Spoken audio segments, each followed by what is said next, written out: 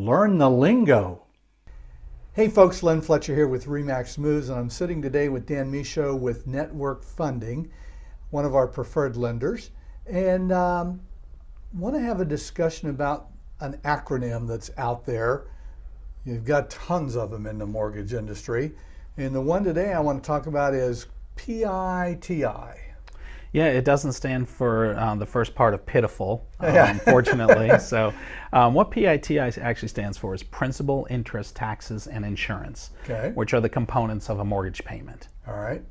Are there other components of a mortgage insurance? Well, or insurance, mortgage payment? excuse me, but usually insurance can include a couple different things. It can include your homeowner's insurance, or if you're not putting 20% down on a home, it usually will include mortgage insurance as well. So those two are kind of lumped together. Oh, they're lumped together. Okay, all right, interesting. I always thought it was principal, interest, tax, insurance, and then if you had PMI, that was added on to it. You could say that. The PITI is just easier to say, and so we would include mortgage insurance in the PITI portion. Okay, so the principle of the PITI always stays the same. Right. 99% of the folks that we work with want a fixed rate mortgage. Actually, it's probably higher than that these days because adjustable rate mortgages aren't real popular right now because their rates aren't that good. Mm-hmm. And so when somebody does a fixed rate mortgage, that portion of their mortgage payment, the principal and interest portion, when you add those two together, will always remain consistent throughout the life of that mortgage. Okay, the principal goes up, the interest goes down. Right, as they make payments over time. Correct. Okay, all right. But their payment can go up and probably will go up because of the other two items on there, Correct. Insurance and taxes, right? That's right. Yeah.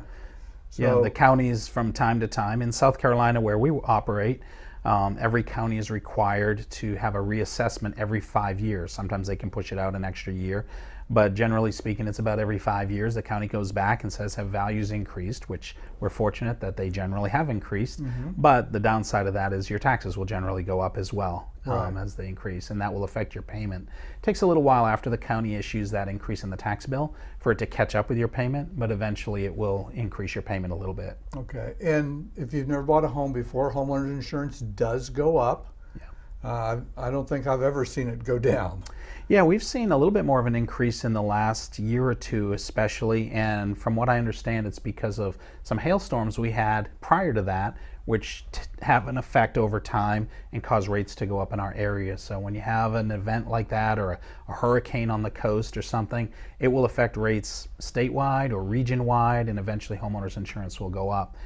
The good thing about our area here in the South is that homeowners insurance rates are quite a bit lower than what we hear about in like the Northeast or the Midwest.